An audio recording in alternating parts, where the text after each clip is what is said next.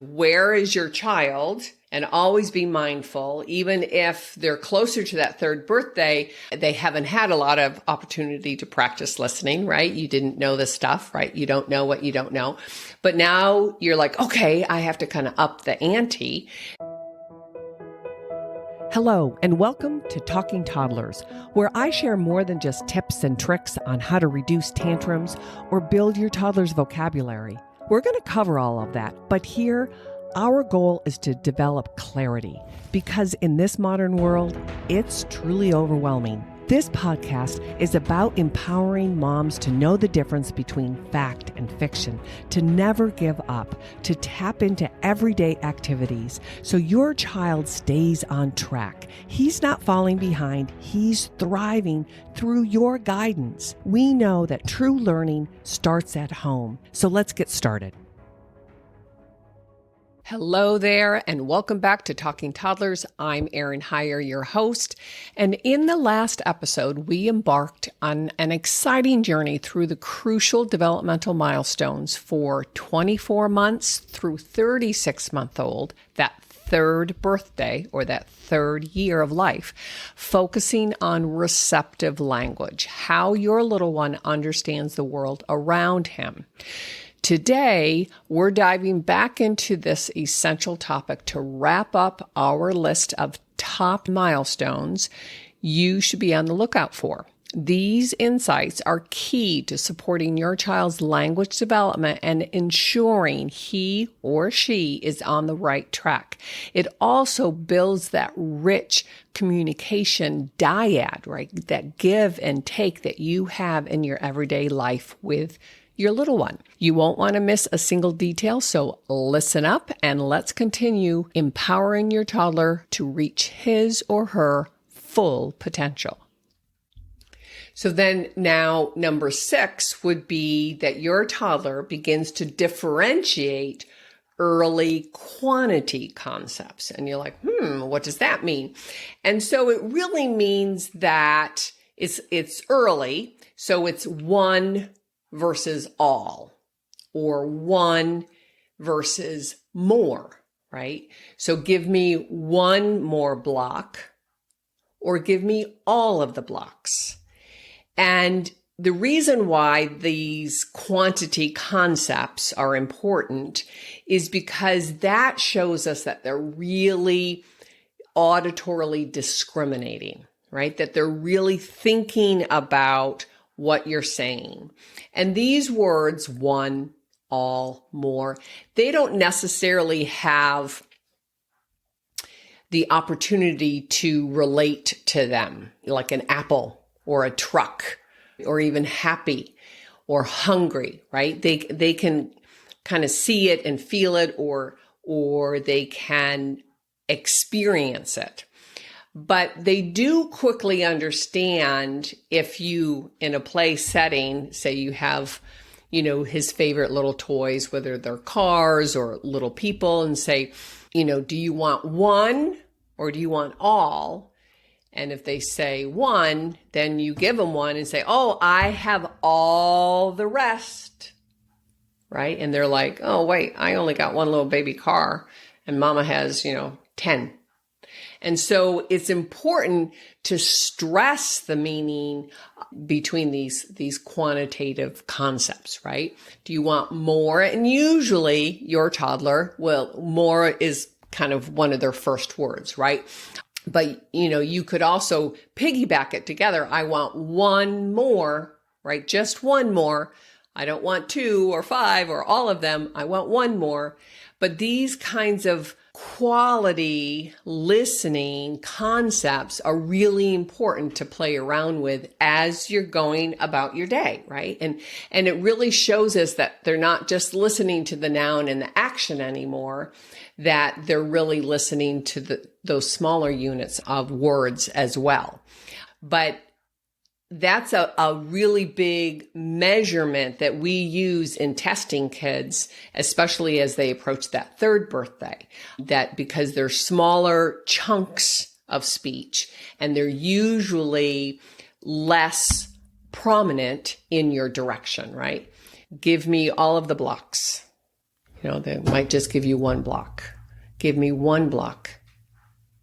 And so it's important to hone in on what are they actually listening for, and then how are they following through.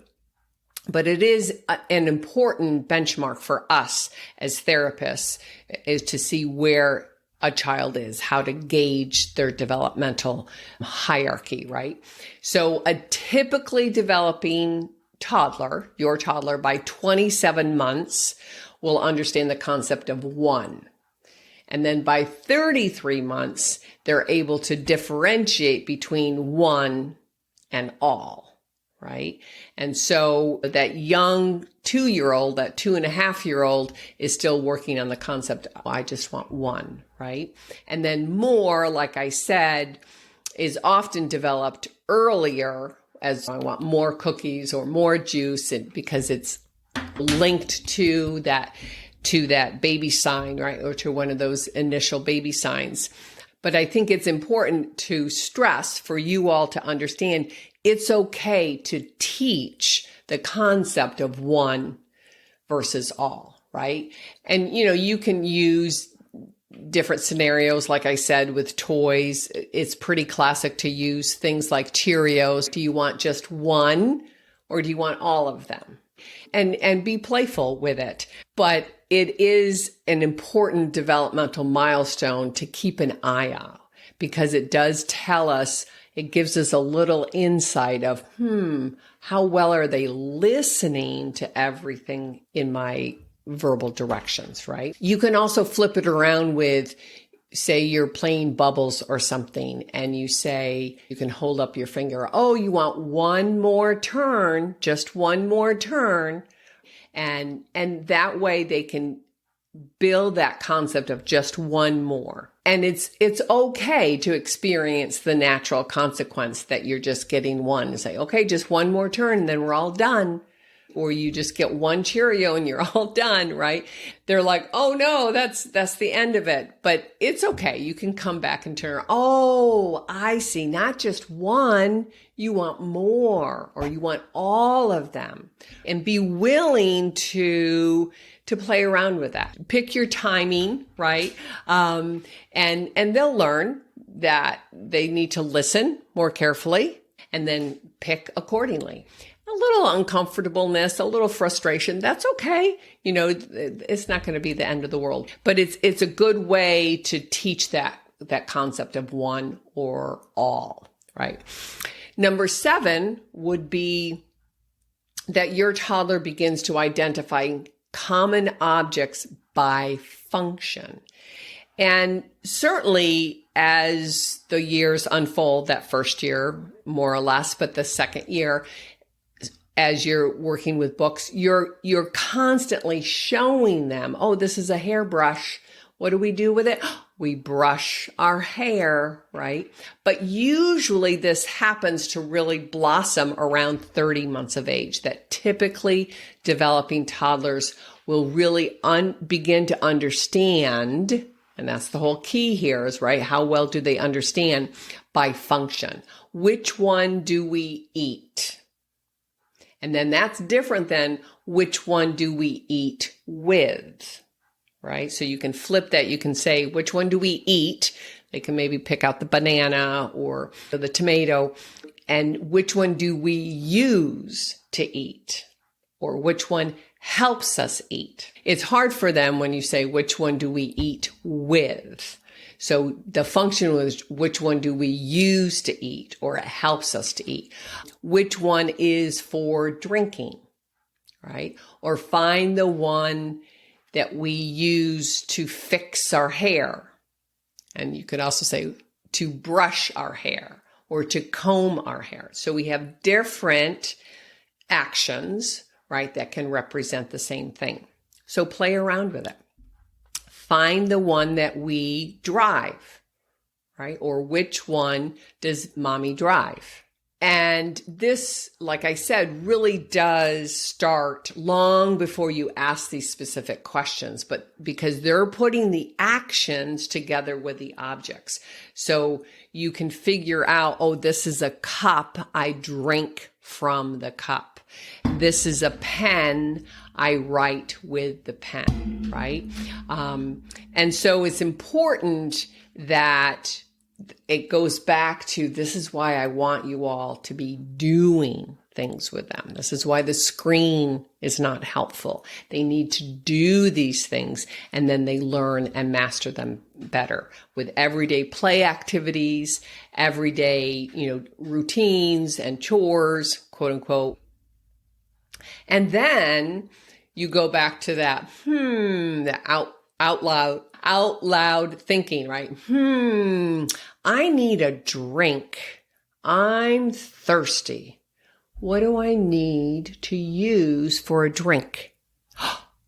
And if they don't say anything, now your, precocious 2.5 or 3-year-old is going to jump right up. You need a cup, mama. Or you then help them and say, where's your cup? You need a drink. I need a cup. Or you need a drink. I need a drink. Where's our cup? Right? Or show him, oh, I drink from a. And so again, you're helping them think out loud, because ultimately you want them to think inside their head when you ask them a question. Where are your sneakers? Right? And he can think, oh, where are those sneakers? Oh yeah, I left them on the front porch. And so you start that with the purpose of the shoe, right? You say, what goes on your foot? Oh, a shoe. And so you're helping them through real life activities, right? That they can do something with these objects, and there's a purpose for them. Right? It's not all just toys, but a lot of it is at this point. But you then generalize to real life activities, right? And ultimately, we as therapists, as I said, as they approach that 3rd birthday, would then use a test or an assessment with pictures. But it starts, when they're 2 and 2.5 with objects. And so you start with objects when they're 2 and 2.5, and then as they approach that 3rd birthday, then you can use pictures and really help them then as you're looking at the book and say, which one do I need to go on a trip? Could be a suitcase right there, right? Which one do I need to cut my meat? There's a knife. Right? And so they're listening now because they've done it in the real time. And that's important. Again, that differentiation between using objects and doing it, and then looking at pictures and thinking in their imagination, right? And remember, they're true pretend skills. They start kicking in around 30 and 36 months too. It's closer to that 3rd birthday where they can really then pretend with elaboration. They can pretend that they have a sword in their hand, or they can pretend that they have a cape, or they can pretend that they have a cup in their hand. And because it's moved up that imaginary play scale too. So just kind of keep that in mind and be sensitive. Where is your child? And always be mindful, even if they're closer to that 3rd birthday, but say they haven't had a lot of opportunity to practice listening, right? You didn't know this stuff, right? You don't know what you don't know. But now you're like, okay, I have to kind of up the ante, then get down on their level and do some of these examples with them in real time and help them build that active muscle of listening with intention. And all of it is just practice. That's what parenting is, right? Giving them opportunities and showing them and navigating. And this is how that language explosion happens between that 2nd birthday and that 3rd birthday, both receptively and expressively. How else do you think they learn on average 9 words? Some of them are 20 words a day, right? That's outrageous, right? But it's through your everyday routine, everyday activities that you have to get done, as well as then you can expand it using both objects and books.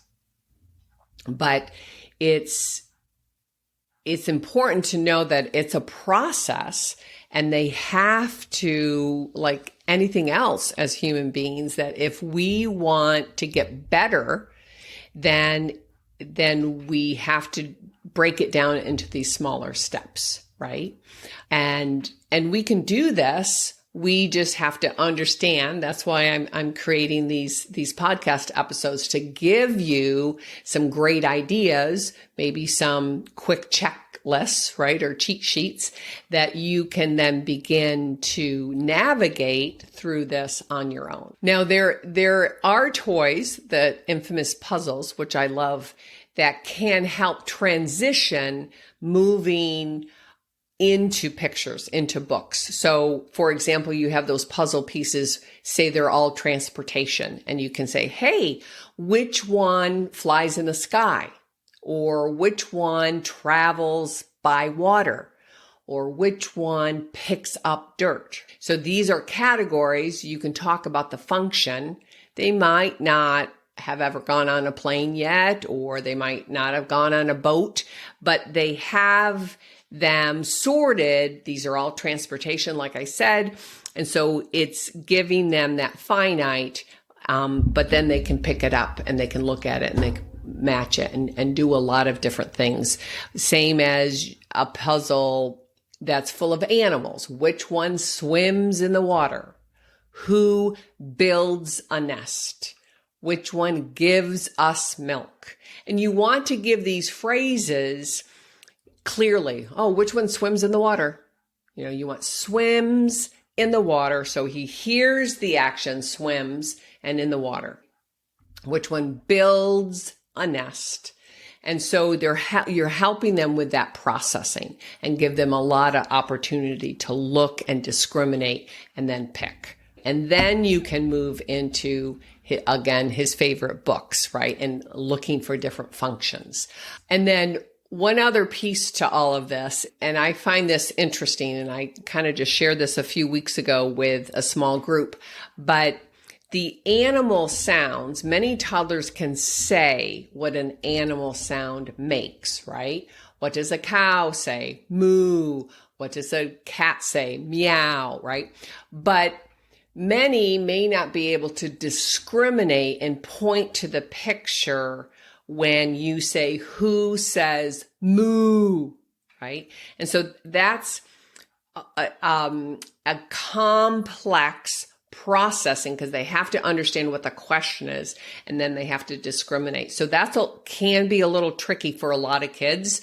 So just, again, keep going there and practice. And you can even go back and say, oh, what am I? Moo. And so don't get discouraged that way. They can say it one way. You know, what does a cat say? What does a cow say? A donkey or whatever. But then when you're asking the question, that's a little higher demand. And so again, just keep practicing, playing around with it, and then they'll have that more flexibility of taking in what the question is and then producing it. So don't get discouraged. Just keep that in mind, that's pretty typical for that 2.5 and even 3-year-old, right? So kids will get confused sometimes based on how you're structuring your question. So sometimes we can say, how are you? And they'll say 3. And you're like, no, how are you? Now, how old are you, right? And so that's that fine processing and interpreting. They're hearing that whole question as kind of a whole unit, and they're not really discriminating what you're saying, right? And so a lot of kids will get confused, and that's typical too. It just means perhaps one, you spoke too fast, or it's out of the blue and it's not related to the context, or they might be distracted, or they're just not used to answering wide variety of WH questions yet. So either slow it down, break it down. You can even say, I'm feeling fine.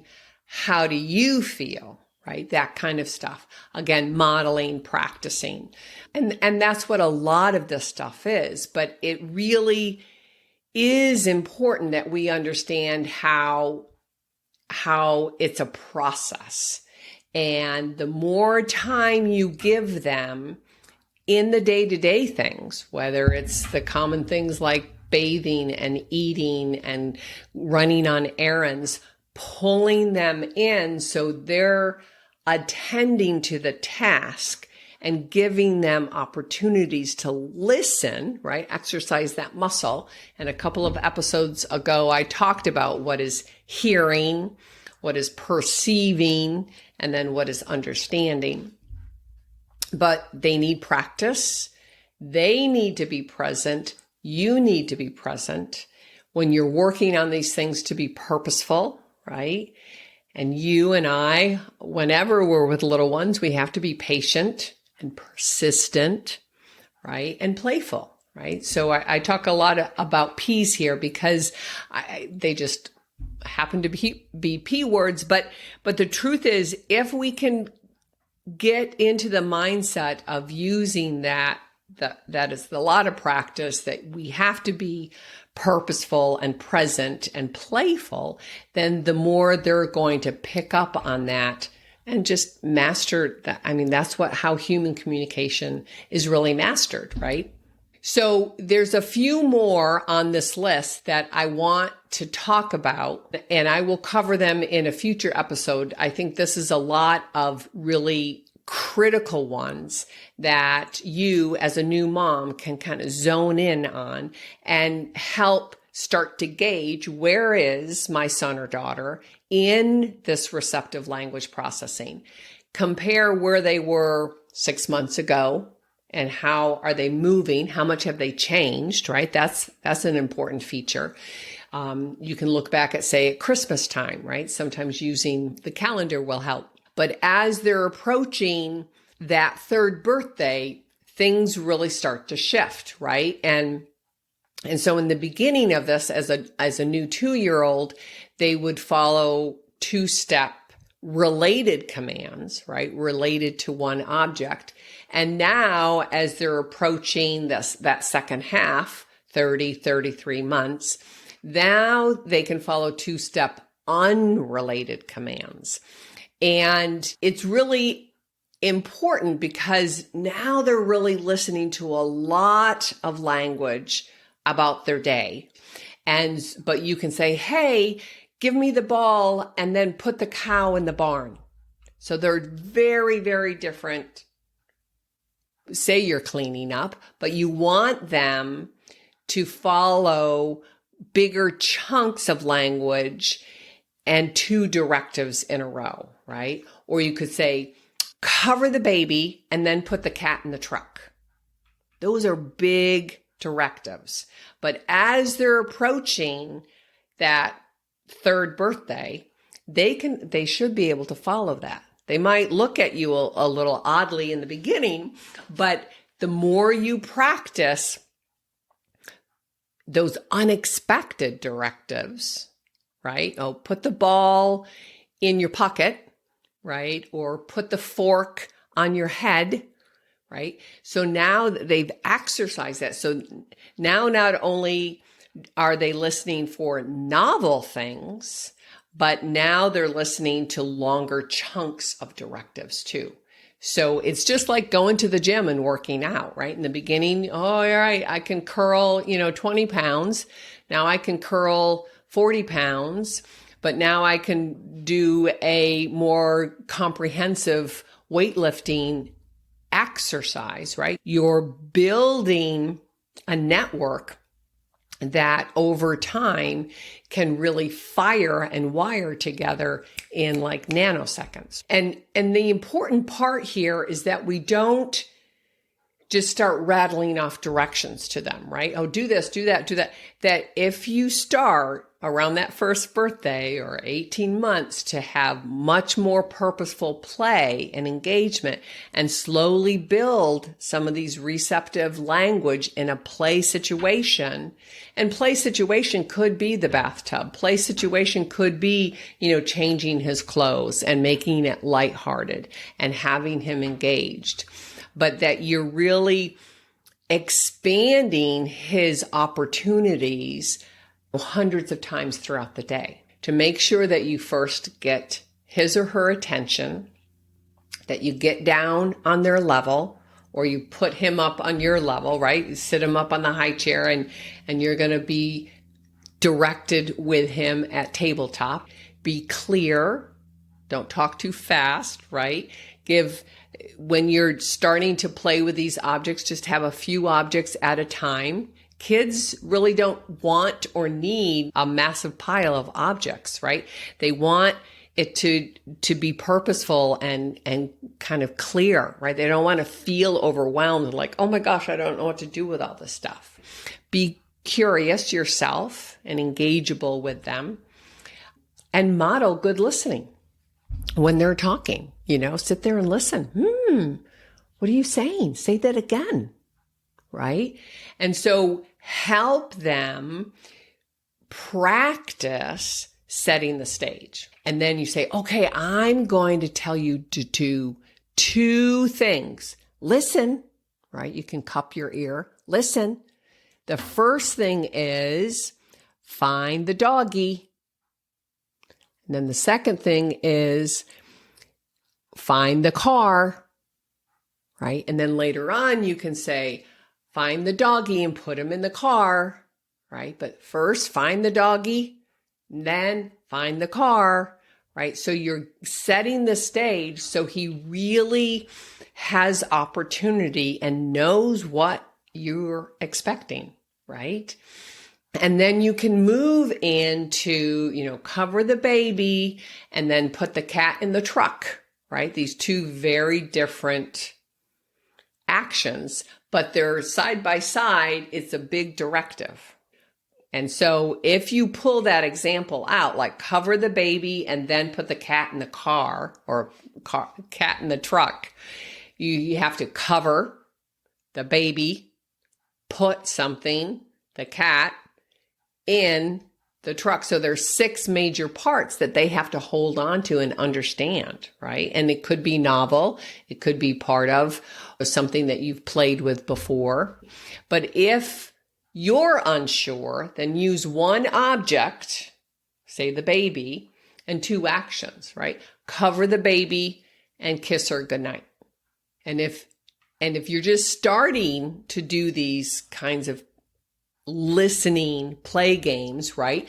Model first what you want with the object. All right. In the beginning, they're going to say like, what are you doing, Mama? I just have been messing around with these toys all this time. Now you want me to do something. But it's fun and engaging when you can make it lighthearted in playing situations. So like I said, the cow can drive the truck, right? They don't have to be real life kinds of things. You can make it playful. Oh my goodness, the cow is driving the truck. That's great, right? Because that relates to some of the fantastic stories we're going to read in books. That cows can drive a truck, babies can fly, trucks can sleep, pigs can, swim or whatever, right? But it's all about you listening to yourself. What am I asking them to do? Am I making it too easy or too hard? Usually we're on one of those stark differences, right? And there are steps in between. And be comfortable with playing around with that and trying it out. And you can even be clever and say, and set it up. And say, okay, these are the types of toys that he likes. I'm going to see how well he can listen. And the whole idea is then this will translate into real life, right? When you're giving them directions and you're trying to get out the door, or they, start preschool when they're, 4, or kindergarten when they're 5 or 6, right? Or they're following directions from somebody else and a play setting or a birthday party, right? But the whole idea is that we're giving them opportunities to not only build the processing network, but then the emotional behavioral, oh, that's mom, she's talking to me, I better pay attention, right? So I know that there's a lot of information here, and we kind of walked through 9 or 10 different sections or different receptive language milestones. And then there are a few that I kind of glossed over, but they're all in the cheat sheet that I have down below. So I really don't want you to miss out. I want you to grab that and have it. And it will help you understand where your child is, like I'm always saying here. And then, okay, how can I build these things together and help him or her become the best listener they're able to, right? And you've got this. And I hope that if you have any questions, feel free to DM me, or there's also an email down there, contact at Higher Learning, my last name, HYER learning.com. And I will be more than happy to answer any of your specific questions. So thank you again for always giving me your time, and I look forward to the next one. All right. God bless. Take care.